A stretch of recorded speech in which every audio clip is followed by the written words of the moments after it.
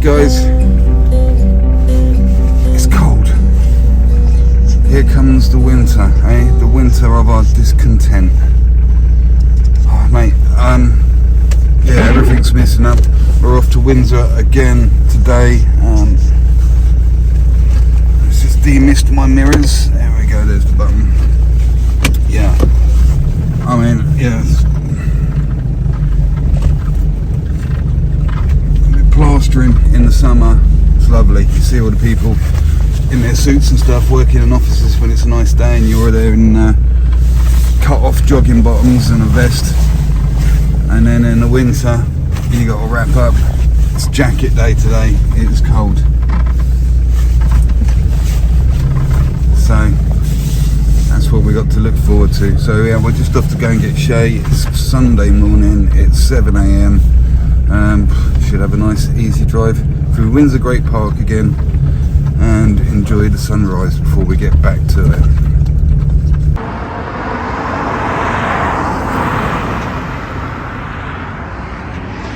Up there is the Copper Horse, right at the end.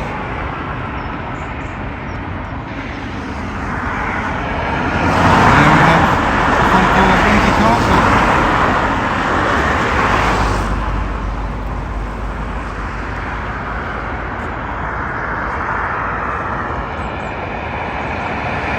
Alright guys, how you doing? We're back here again to finish off the second part of the video entitled The Ceiling Fell Down. So yeah, have a look at the previous video. So what we need to do is get the rest of the ceiling tacked up. So we didn't have enough board to finish it off yesterday. And then once we've got that done, we're going to start looking at getting it plastered. So have a look at this. I didn't notice this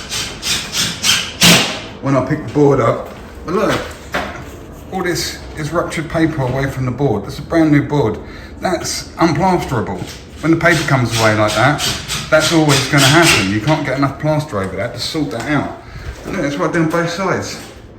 So that is going to have to be used for cuts.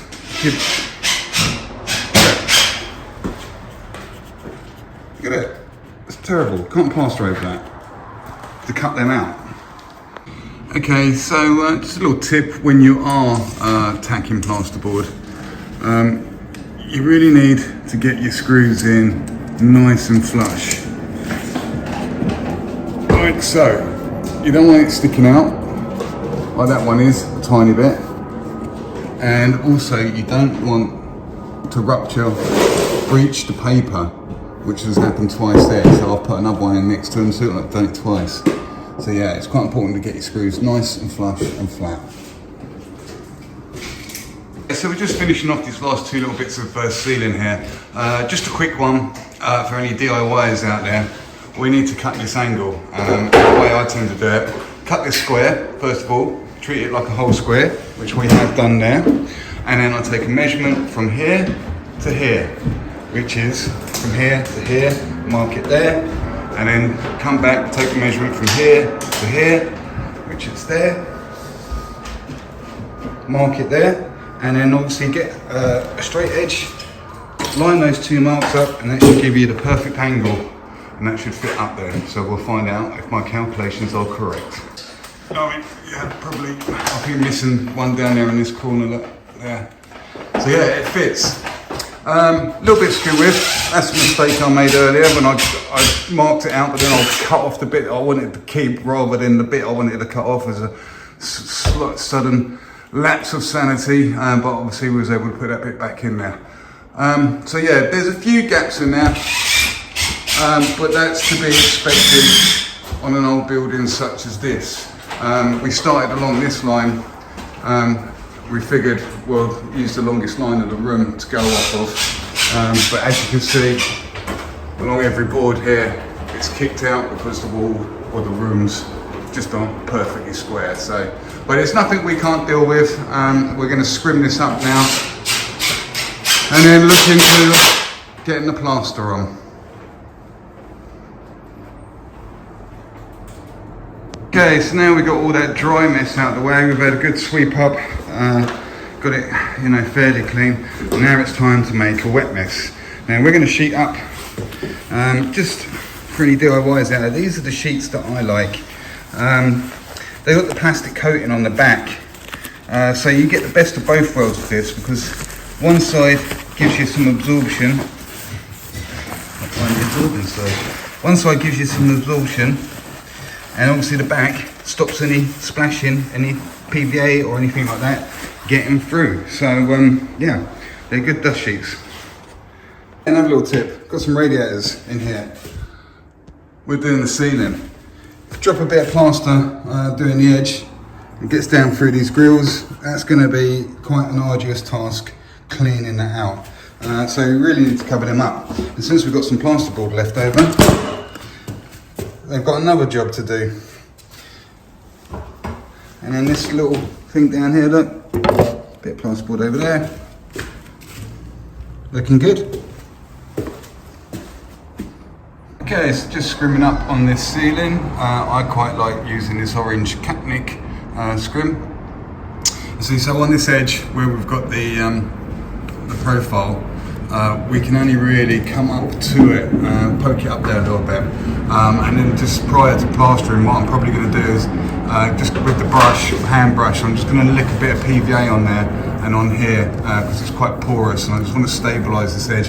And also when we start running our brush through there and everything, we'll cut down the suction and we can make a better job of it rather than it drying out on there and creating little lumps and then we end up dragging it across the ceiling. So like I say, it's been quite difficult to be really accurate.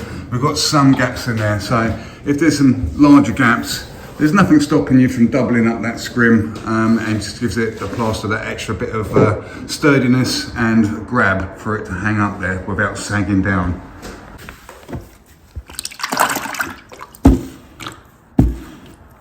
PVA. So we are ready to get cracking with this plastering. Ceiling's all scrimmed up, we're all sheeted up, and it's all looking good. So we got the dual battery mixer.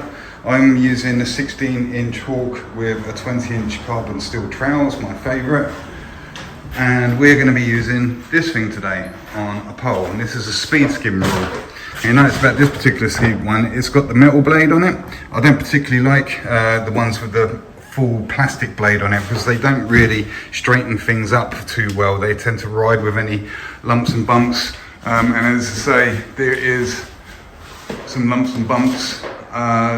These timbers, these old timbers with laths over them, they're not very straight, so this is going to help us out. So what we're going to do is we're going to load the plaster on the ceiling in the regular fashion with our Hawk and trowel, trying to get it as straight as we can as we go, and then we're going to run over it with this on the pole.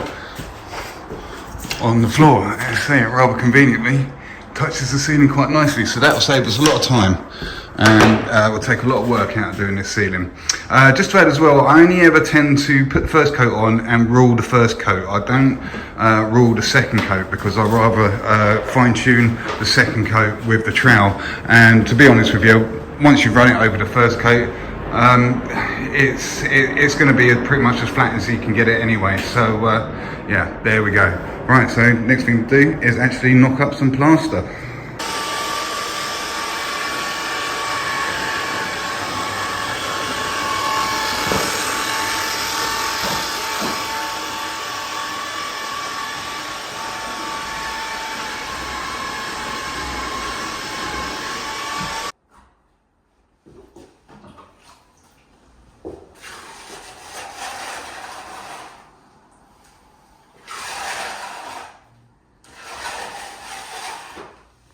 Okay, so that's 2 bags in this bucket. You can see the consistency we got there, all the lumps are gone. So when you're knocking up a full bucket, ideally you don't want to fill it with water more than half, approximately half, and then you can add your plaster, and when it starts getting a bit closer to the top of the bucket, that's when you can add more water or more powder just to fine tune it, because if you put too much water in too quick, you can't put enough powder in there and it'll all start spilling over the top of the bucket, and you don't want that.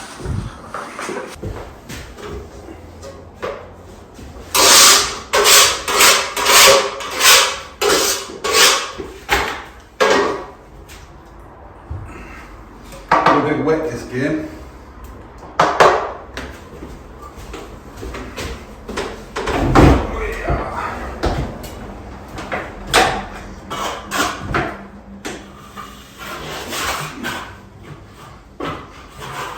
put the plaster on, we don't want to start really right on the edge. What we want to do is go a little bit away from the edge, put it back, and then when you've got a little bit, come in and get to the corner. So it's nice and neat and it's not splurging out all over the back of the trowel and going all over the place and dropping down the wall. Like so. Well worth taking a bit of time, flattening as you go.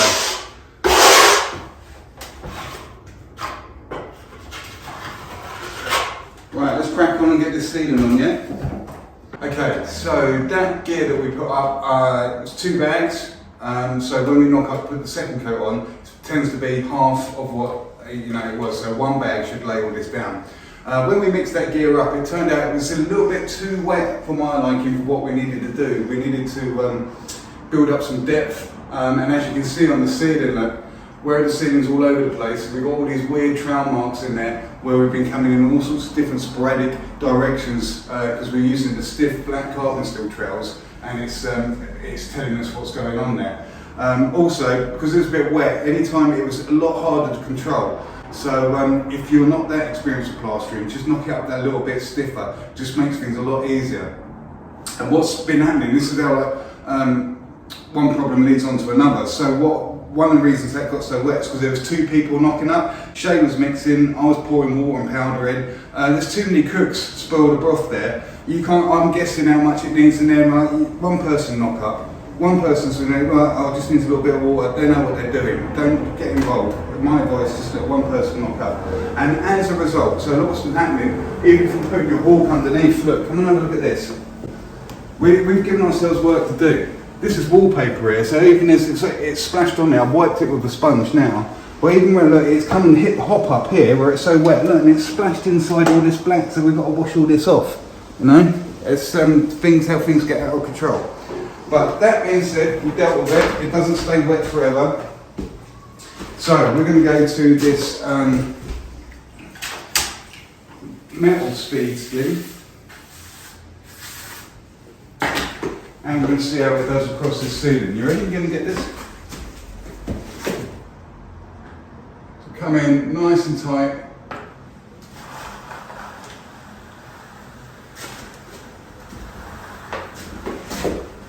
And as if by magic, the lines are gone. Just come out from this side. So I'm just doing this across this bit of ceiling just for demonstration purposes. I'll take more time coming into the angles. Now, can we see what's going on using this speed skin? So it's a little bit of a hole there. See where it hasn't been able to touch the plaster, and also here and here. So we've got a little bit left over. We're going to speed skim, and just like we're floating, we're just going to pull these little bits out, put a little bit more gear on there, and speed skim it again, and really make a lot of effort to try and get this first coat as flat as possible, because it will make the laying down a lot easier. You know, eliminate problems as they come right from the outset. Don't leave them and think, oh, I'll get that with the second coat. Sort it out straight away. Okay? Okay, another thing to take into consideration is the actual height of the ceiling for causing a mess. So I haven't measured it, but you can see it is quite a tall ceiling. So if you do drop any from up there and it comes and hits the floor, it's actually got that further little bit of distance, an extra couple of feet to gather more momentum and be travelling faster by the time it hits something. So when it does hit something, it splashes up all over the place, especially if the gear's too wet.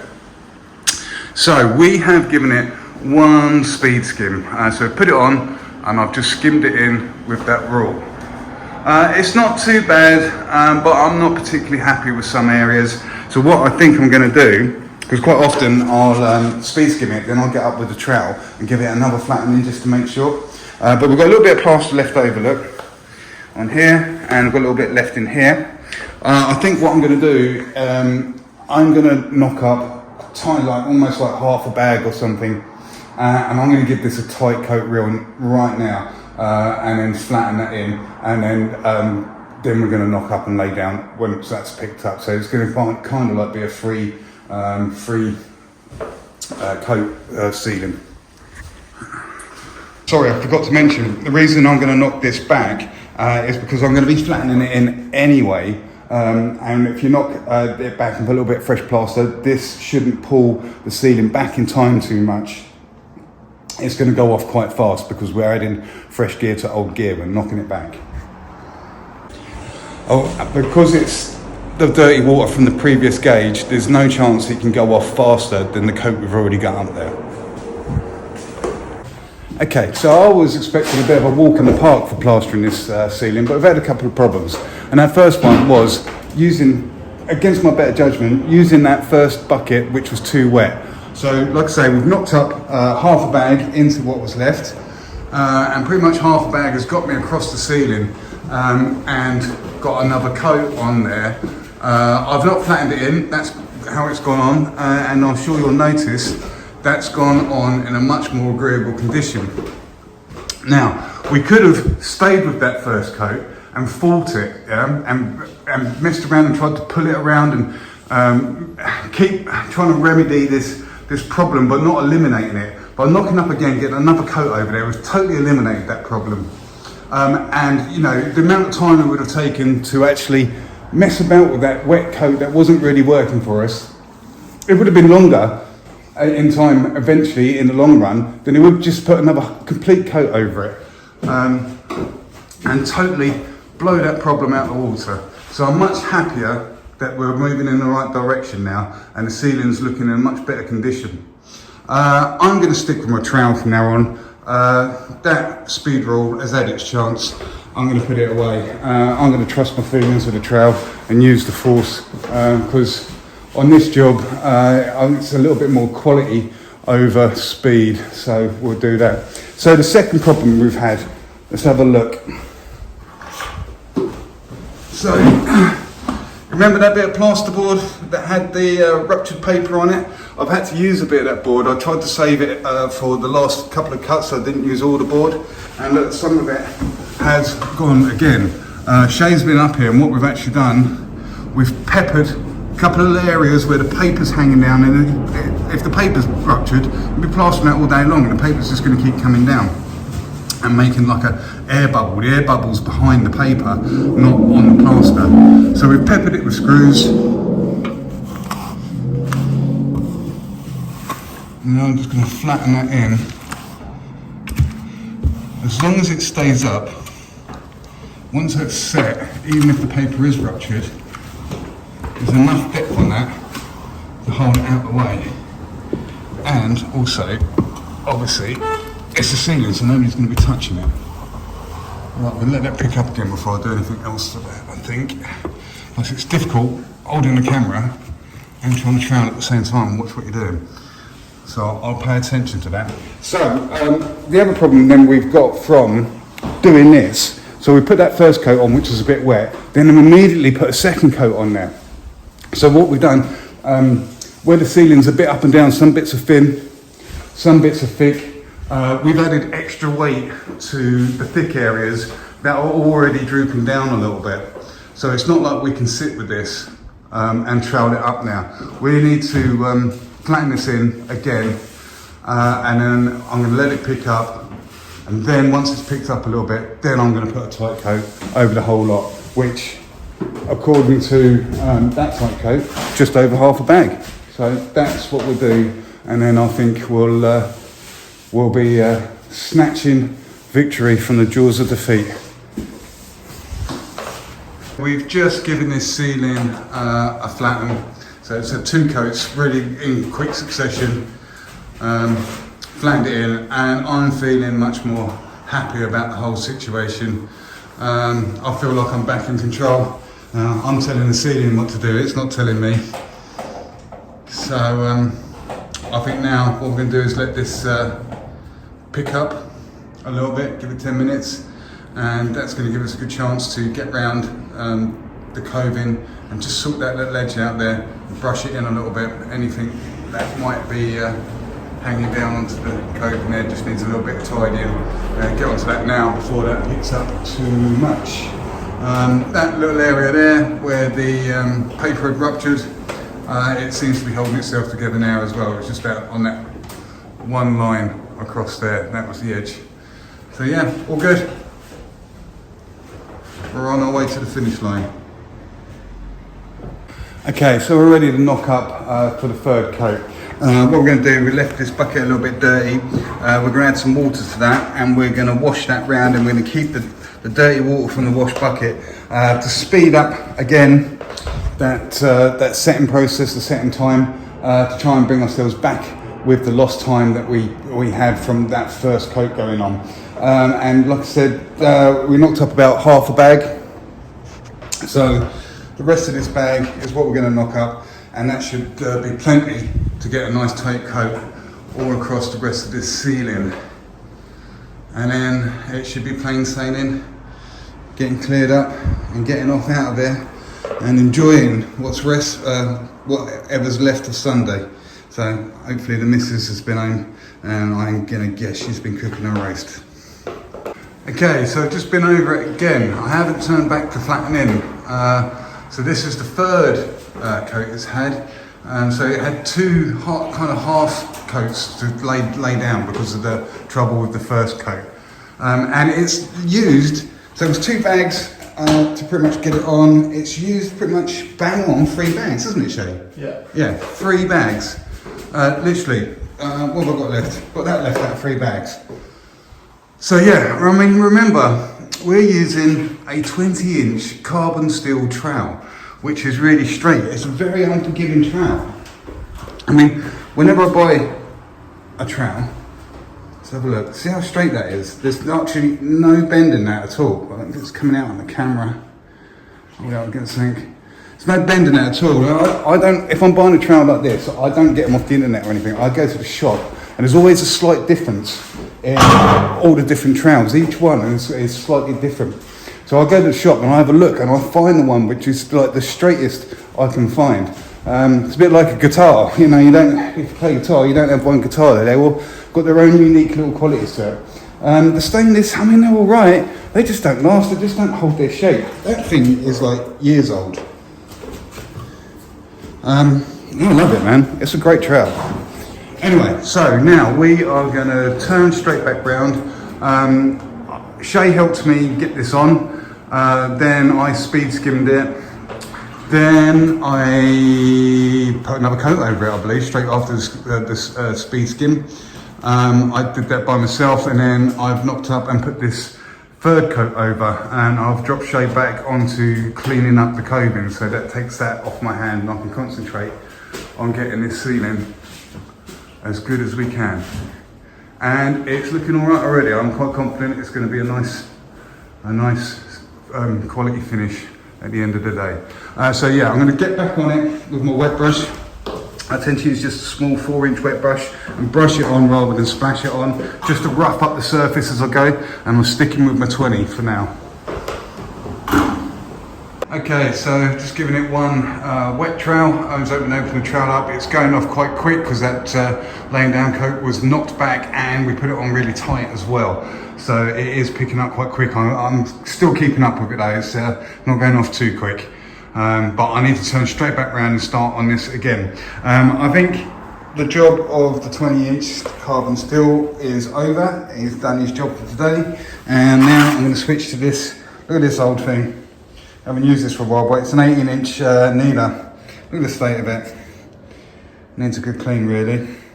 But yeah, I'll switch to that, and that's going to start really closing in the surface, because I'm pretty happy that all the ripples, trowel marks, all that is pretty much out of there. So we just need to see it home with that flexible stainless steel trowel. Okay, so it's 3:30 and that ceiling's still not down. It's going to need one more trowel. Might let it go for a little bit longer. So we'll put it on about 12, and it's 3:30 now. I was hoping to be finished by about now, to be honest with you, on a Sunday. But that 3-coat system, I think it's put about 20 minutes on the ceiling. You know, something like that's probably 3.5 hours. Last time we did quite a large ceiling like that, and we recorded it, I think it was 4 bags, and from start to finish it was 3.5 hours. I could have done with some of that fast set, you know, the powder that goes in there, to be honest with you. But the problem was I lost it. I left it on the job, so there you go. So yeah, I'm just taking a break 5 minutes because I've just been troweling one after the other. and I'm going to get back up there and give it a final, and then we're going to turn around and start clearing up. The story with this particular ceiling is it's the tenant is an old fella. He's 83, really nice guy. We met him when we did the flat below, repairing the ceiling in exactly the same way down there, and he was quite interested and quite a chatty guy, and he came in and yeah, we had a good talk to him, and then he jinxed himself and said, well, there's nothing wrong with my ceiling upstairs. And about 3 months later, we're repairing his ceiling. So he's got himself out the way for the weekend. Apparently what happened was he was sitting on his sofa, and his phone went, his mobile or something, and he got up to answer the phone, and as he got up to answer the phone and went over to the phone, that's when a huge chunk, like the chunk we saw, came down and landed exactly where he was sitting, apparently. So he came back in to have a look, see what the noise was, and another load of section came down and just missed him or caught him on the arm. So that's why I said, we really need to get out of there if it's going to be that unstable, and I'll get there as soon as I can, which is this weekend. So yeah, he's got himself out the way for the weekend, so we've been able to get on pretty much undisturbed, and so we just need to get this ceiling down and have a good clear up in there for him. So I will let you know what time we get out of here today. Yeah, I was hoping it was going to be a bit of an easier day, but turns out not to be that way. Anyway, let's crack on, shall we? Right guys, it's about 4:05, and I've just finalled this ceiling. So putting that extra coat on in between 3 coats did put a little bit, maybe half hour on the setting time, but I'll tell you what, it ain't half trailed up nice. Look at this. It's looking pretty good. I'm very happy with the quality. I mean, it looks quite shiny, but that's the that Rafina stainless steel trowel. How many times have I been over that? Just once, I think, or twice. No, twice. Went 2 times over there. So with all that said and done, you want to see my favourite bit of the ceiling? It's that bit there. That corner had cracked off, so I managed to make it up. I need to brush this little internal in. I'm going to do that right now. There we go, I've just brushed it in a bit so it looks better. So yeah, just had to make up a little corner. Same on the other little corner over there, but it wasn't as bad. But I'm quite pleased. A nice line all through this this moulded cove. And it's all looking pretty tidy. So the next thing we've got to do is just get cleared up. Shay's having a little wipe up of the walls. There's a little kitchenette in there that took a bit of dust because there's a bit of a gap. I should have sheeted the door up really, look. But dust has got through there, so we need to clean mate's kitchen up, get the dust out of there, get these dust sheets up, get it out of here, get our tools out, and give this place a good mopping, because I'm pretty sure the old fella's back tonight. We just need to mop the floor and we can get out of here.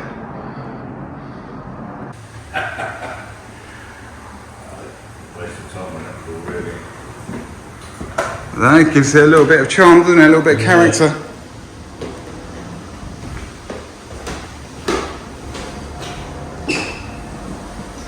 Okay, right, let's get out of here. So there we have it, bang on, pretty much 5 o'clock, and we're just about to get out of here. It's going to take us about 20 minutes to get home, and then I've got to go and meet somebody and pick up some money. So yeah, 5 o'clock.